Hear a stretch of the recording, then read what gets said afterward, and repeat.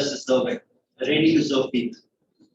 And they say a leader is best when people barely know that he or she exists. When his work is done, his aim is fulfilled, he or she will say, "We did it." A very good morning to one and all present here, to Ramaiah Institute of Management, where leaders are made. And welcome to the National Level Management Fest Perceptions 2021, with the theme of Ashwamedha. Today is a day where we weren't sure would be possible, but the entire team has done an amazing job to get to this moment. My name is Sadat Mohammed, PGDM student in second semester, and it is an absolute honor to host this event today. You may ask why Ashwamedha for the theme of the management event. Ashwa means horse, which signifies courage, freedom, powerful spirit, and stamina. Medha means intellect. Thus, Ashwa and Medha put together signifies the one who is an intellect with a powerful stamina and spirit. Since the competition mainly tests the mental and physical tenacity of an individual, the theme Ashwamedha goes hand in hand with Perceptions 2021. It also signifies the spirit of Ashwamedha Mahayagna to inculcate heavy competitive spirit among students of management studies. Now, with all that aside, let us now have a beautiful invocation ceremony followed by the Ramayana.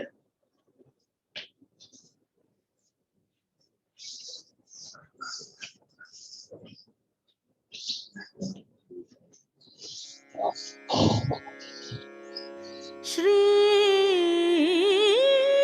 Gananathuni Sharada Satkavulanu Sahaja Yogi Munulan Surulan Deva Brahmana Dhanyuni Sakalantaryami Harini Chala Bhajintum Jnanam Vijnanam Cha Bhakti Sahitam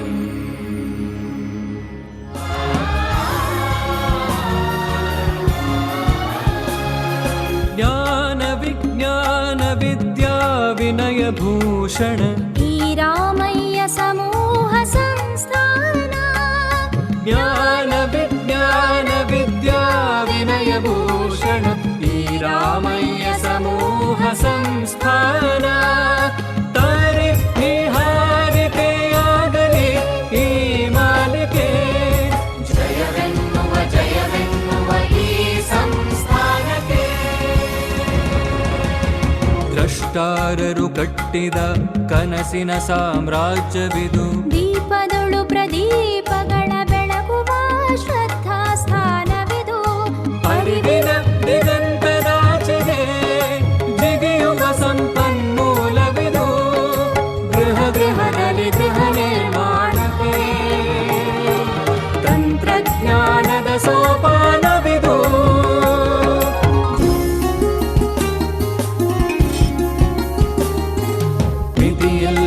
ಅಮಿತ ಜ್ಞಾನಕ್ಕೆ ಸಾಧನ ಕ್ಷೇತ್ರವಿದು ಪ್ರತಿಭೆಯ ಸಾಧನೆ ಮಾಡಲು ಸ್ಫೂರ್ತಿಯ ಕೇಂದ್ರವಿದು ಅಜ್ಞಾನದ ಕತ್ತಲೆ ನೀಗುವ ಸುಜ್ಞಾನದ ಸೂರ್ಯನ ರಶ್ಮಿದು ಜಗದೋದ್ಧಾರದ ಹೊಂಗನಸನು ಹೊತ್ತಿದ ಅರಿವಿನ ತಾಣವಿದು ಅರಿವಿನ ಹಣತೆಯು ಬೆಳಕನ್ನು ಚೆಲ್ಲಿದೆ ಅಸಂಖ್ಯಾತ ಕಿರಣಗಳು ಎಲ್ಲೆಡೆ ಹೊರಹೊಮ್ಮಿವೆ ಜಯವೆನ್ನುವ ಈ ಸಂಸ್ಥಾನಕ್ಕೆ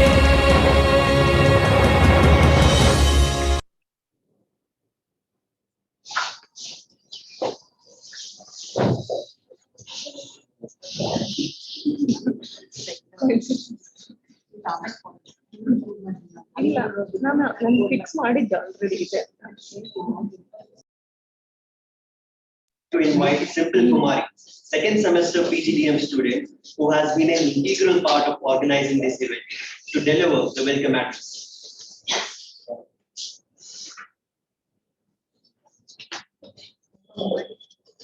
Thank you, Sagar. Good morning to one and all. It gives me immense pleasure to welcome you all to the inaugural of Perceptions 2021 Annual National Management Fest of Ramaiah Institute of Management. This year, we present Perceptions to you with theme Ashwamedha, which you will witness today through the various management events organized. To begin with, I would like to extend a very warm welcome to the chief guest of inaugural, Mr. Harshajit Umapati, CEO, Aries Bioenergy, Mumbai. He has been kind enough to accept our invitation and spare his valuable time to join us here now. So, on behalf of Ramaiah Institute of Management, I extend a very warm welcome to you. Welcome, sir. I also extend a very warm welcome to our director, Shri M.R. Anandram sir, in his absence. It is indeed my privilege. It is indeed my privilege to welcome Sri P.H. Ramaprasad sir, CEO, Gokula Education Foundation, to this occasion. Sir, your constant support to all our activities, if God gives us encouragement to involve in activities with heart and soul. I extend warm welcome to sir in his absence. Next, I would like to take this opportunity to welcome Chief of Finance, Gokula Education Foundation, Sri G. Ramachandra. I extend warm welcome to sir in his absence.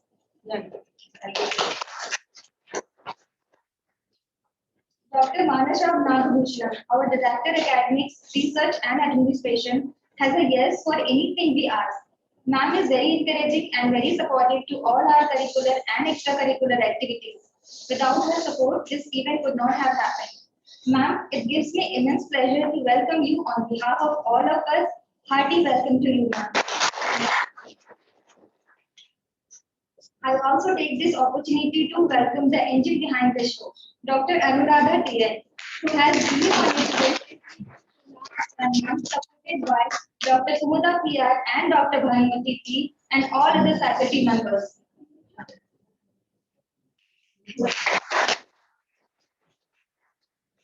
I also welcome staff of all departments of our institute, admin department, evaluation department, admission department, library, placement department, and accounts department who have constantly supported us in our endeavor. Warm welcome to all the students of RIR. I would like to extend a warm welcome to all the distinguished invitees. Last but definitely not the least, I would like to extend a warm welcome to all the participants. We are indeed delighted to have participants from various B schools. Warm welcome to all of you. Excited and inspired.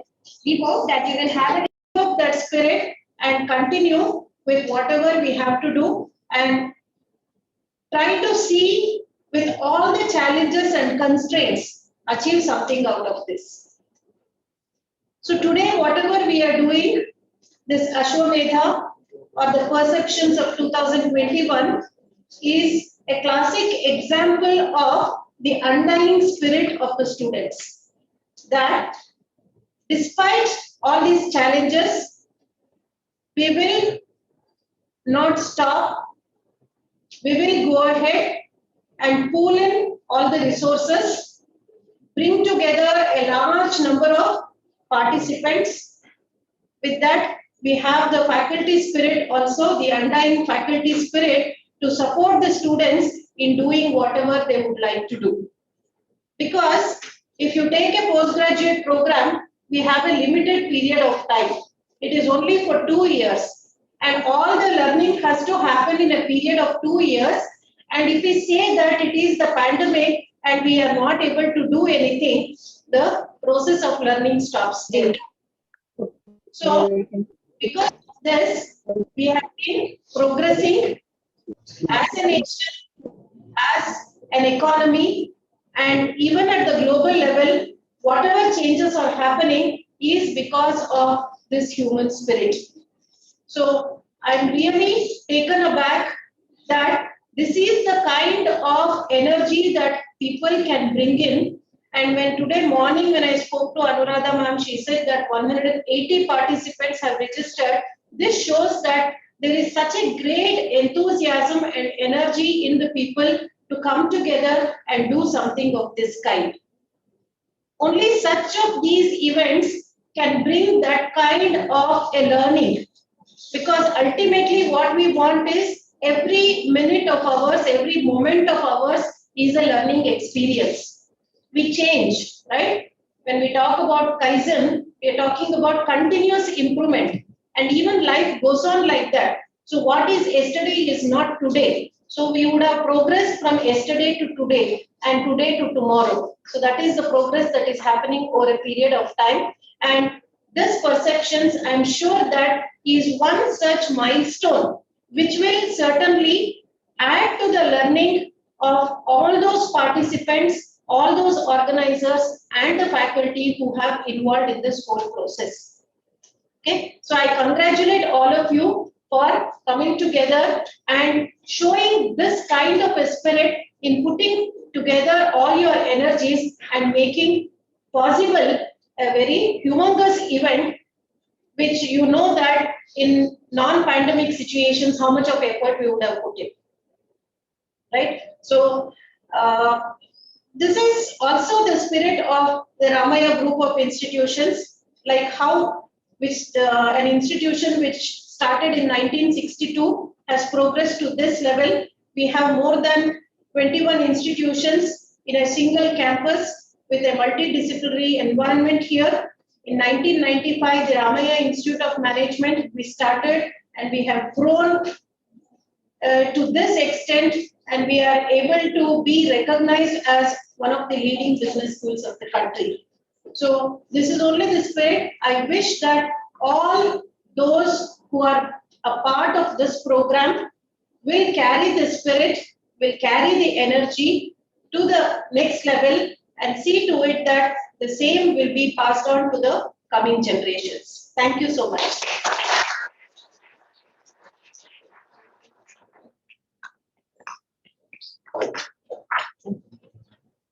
Yeah, Anupama. Professor Anupama. Online.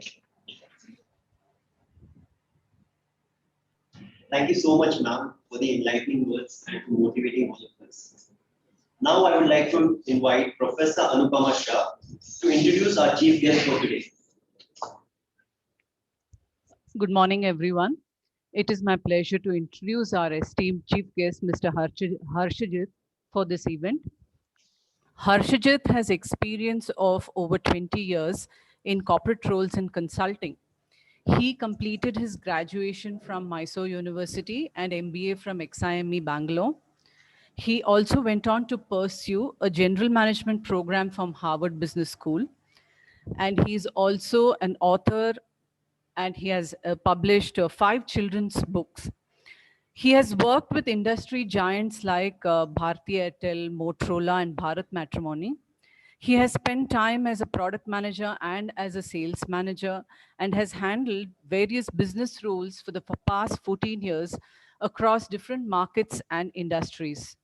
Harshajit is currently the CEO of Eris Bioenergy, which is an eco startup trying to establish a business model by collecting used cooking oil and converting it to biodiesel. He has had the opportunity to work across metros, towns, villages, and while interacting with a lot of and connecting with a lot of people. This has given him a front seat in understanding people and their stories at a deeper level. At a personal level, Harsha likes to travel and meet people and is also a marathon runner and has run many marathons. Thank you, Harsha, for accepting this invitation at such a short notice and making time to grace this occasion. Welcome. I request you to say a few words. Over to you. Thank you, Anu. Can you hear me?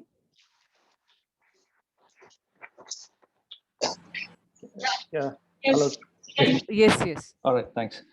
So thank you, Anu, and thank you, Dr. Anuradha, for inviting me today. And thanks, Director Manasa, and I think the student body for this enthusiastic participation. And like Director was saying, in these pandemic times, it is the human spirit which brings us all together. Am I audible? Yes. All right. So great. So I like to take this opportunity to talk about my area of work, which is green energy. Now, green energy is something which everybody talks about.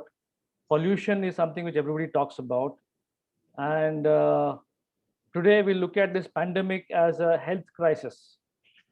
Now, while we are going through the pandemic, one additional crisis that is hitting mankind is the CO2 crisis.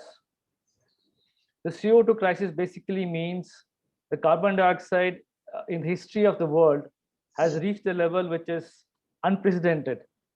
And this will lead to rising sea levels and increased difficulties in getting water sources for us, fresh water sources for us. So a few of the good ideas that we have today, one is carbon sequestering. Second is how do we reduce dependence in fossil fuels? And third is how do we transition to greener fuels? So I don't know how many of you know this, but in India, 60% of our electricity is produced by coal. We burn coal, spew out a lot of carbon dioxide into the atmosphere, and we produce electricity to power our smartphones and maybe a Tesla car in the future.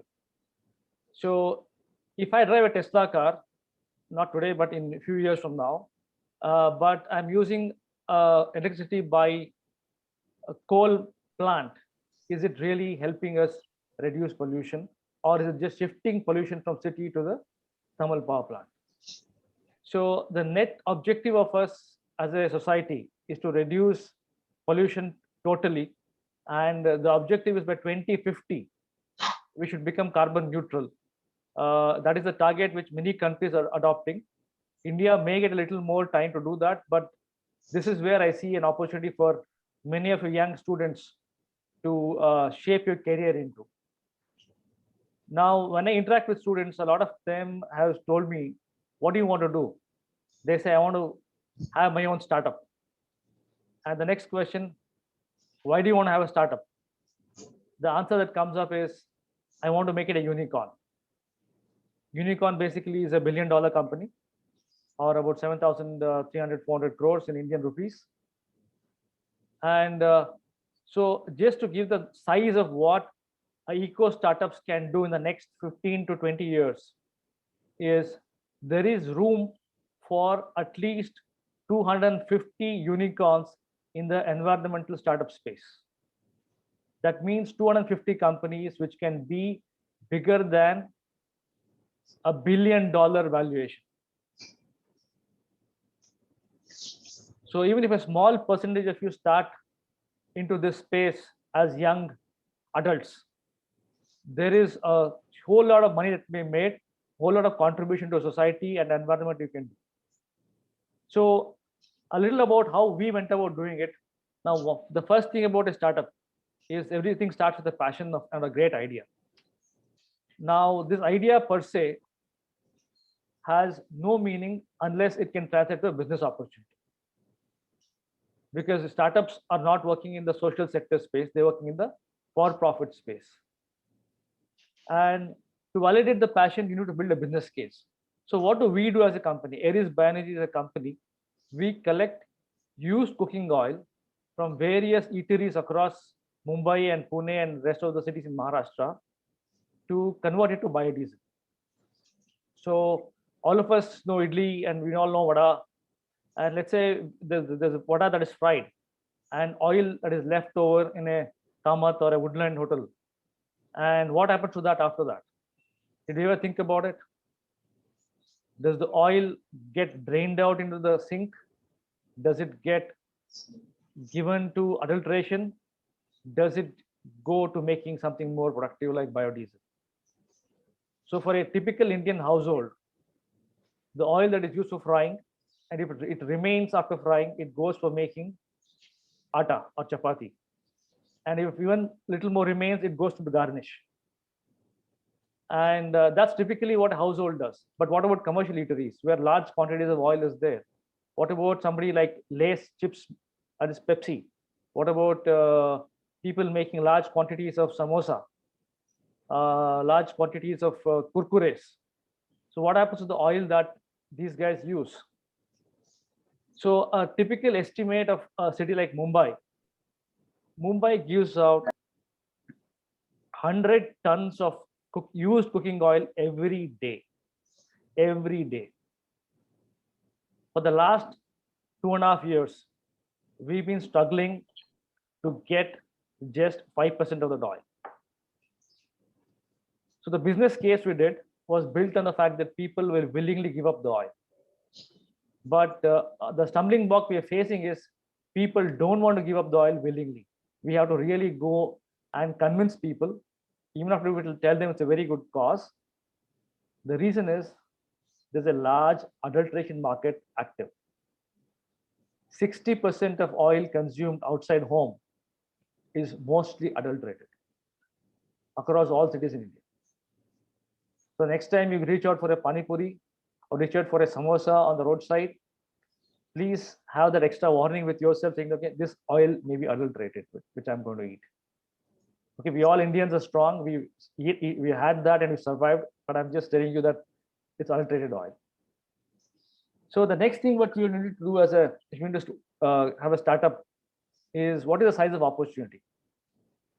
The size of opportunity for us, or the business case for us, is that if we can collect about 20 tons of used oil per day, we have a very strong, profitable business model that exists. To make this a profitable business model, I need people on the ground to collect oil. I need money to be put into the collection mechanism. I need a technology to support me to do this activity, to track people collecting oil. So in an area like this, so what typically happens is that the moment we develop a partner for giving us oil, within a short while he understands that, okay, there's more money in adulteration channel, and he leaves us for that channel. So we are working with the regulators. The FDA Maharashtra works with us very closely. FSSI is working with us very closely. But net, it is the will of the people that will make a difference. So I always believe that as consumers, when we go and eat in a particular eatery, could be a 5-star hotel like West End, could be a roadside eatery just outside your campus. It's our duty to ask the question, where does the oil go after you use it for frying? It's a very simple question, without malice. It's a simple question for us to ask. And if we can all do that, we will start an industry and we'll start a revolution where we are. Sorry, somebody's saying my audio is a bit slow. Is it okay now? Can somebody give a thumbs up? Fine. All right, because somebody just sent a chat. Okay, all right. So the third and the most important thing for any startup is funding. How do you get the funding to go for a startup like this, for eco startup?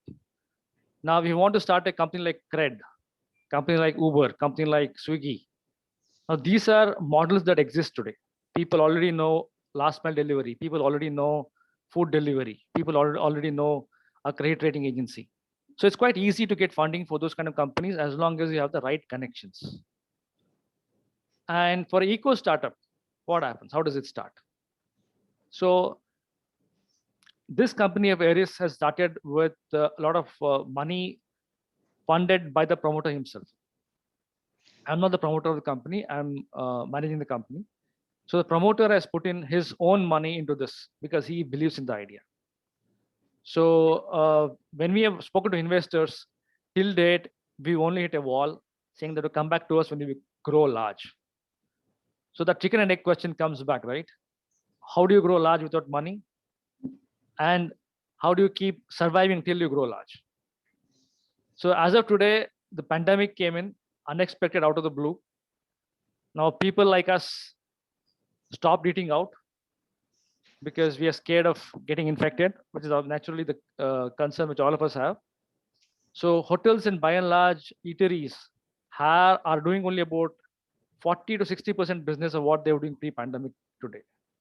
And city like Mumbai, the dine-in is down by 80% even today. Takeaway has doubled, but the dine-in has dropped significantly in Mumbai city. So the oil that we were getting before has now gone down drastically. So which brings us to the table again, to drawing board again. How do we build a different cost structure to continue our business? So the cost structure, we had to bring it down by 1/4 without retrenching people. So that was a challenge for us because everybody goes through difficult times. And especially in the pandemic like this, if I ask my team to find a different job, where will they go and find a job? Because there are no jobs in the market today for my employees. So we decided we'll support the team. We'll keep them intact right now. And so the last mile that we were operating with, we've taken them on roles so that they are typically those, what we call them as delivery boys or pickup boys in our case. They are the ones who are the most vulnerable part of the society. So fortunately for us, there was enough capital with the promoter to support this, and we went on, and we're still struggling. But from yesterday onwards, Mumbai went into one more lockdown, and we're not even sure as to what will happen as to when we'll open up again. Though we hope that from next Monday or 2 weeks from now, some kind of opening up will happen for eateries. Otherwise, today it's 100% shut. So the other thing for a eco startup is the lot of regulatory controls that come into play. And most often we don't realize that we need regulatory issues for a startup. So when you young students start going with the idea and think of starting up, please ensure that all the regulatory issues are covered up. Otherwise, they can become big problems as we progress. And the areas in which you can look up startups at this point of time, there's a lot of research going into what is called as micro energy generation.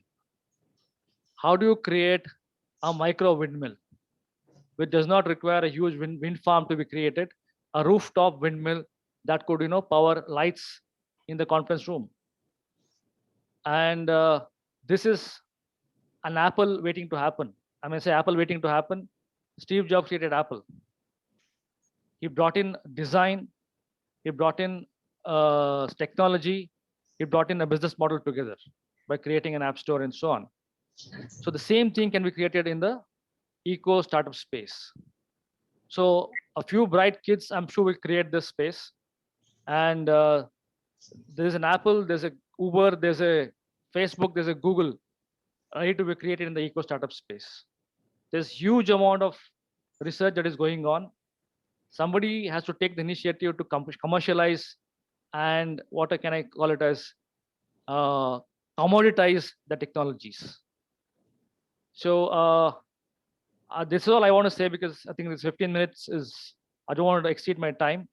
But if any of your students want to discuss any of your ideas about eco startups, my contacts are there with Professor Anupama Shah. So please reach out to me. We'll be more than happy to discuss, debate, consult for any of your ideas. And it's a joint responsibility we all have to make this world greener, to make our country greener, right?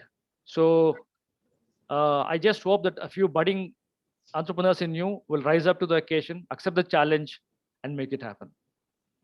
So thank you very much. Good luck to you guys.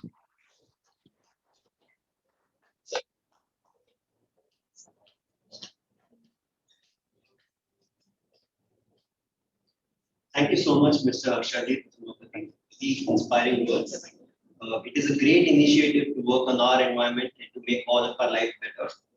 The idea that there is still room for 250 more unicorns, basically a market of 250 more $1 billion companies, is mind-boggling, and it is motivating for us to work on it. So thank you so much. Thank you. Thank you. We meet you.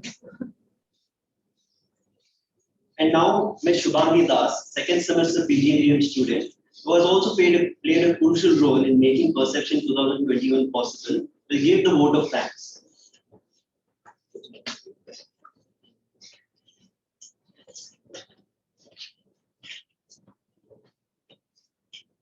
Thank you, Sadar. On behalf of RIM, it is indeed my privilege to propose a vote of thanks on this occasion. I would like to take this opportunity to thank each and everyone responsible for organizing the inaugural event. At the outset, I would also like to express my sincere thanks to our chief guest, Mr. Harshajit Umapati, for taking his time out of his busy schedule to be present for the inaugural today and share his valuable insights. Thank you, sir. At the outset, I would like to express our sincere thanks to our director, Sri Anand Ram, our CGF, Sri P.S. Ramaprasad, our Chief of Finance, Sri G. Ramachandra, all of whom have always been very supportive to us in all our endeavors. Our director, Dr. Manasa Nagakrishnan, who has been a great source of indomitable inspiration. Thank you, ma'am, for guiding us at each step.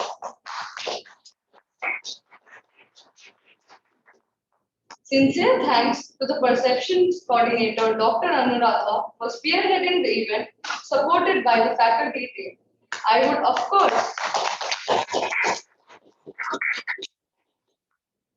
of course, not forget to thank our founder chairman, Sri late M.S. Ramaiah, because I believe that he is always around us and blessing us. Today, all of us are here in some capacity or other. It is because of him, his vision, and his uncompromising efforts.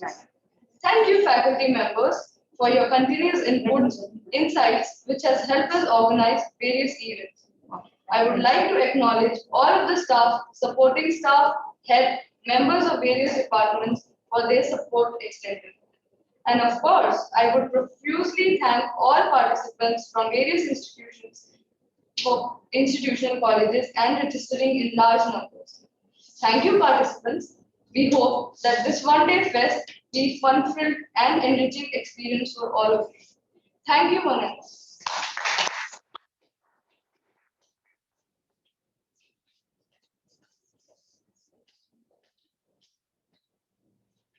So with that, we have come to the end of the inauguration function. Thank you so much. Thank you everyone for your patience. And now I would request everyone to log into the respective events via the links that were provided to you, especially for the participants. And we will now begin the events of Perception 2021. Thank you so much.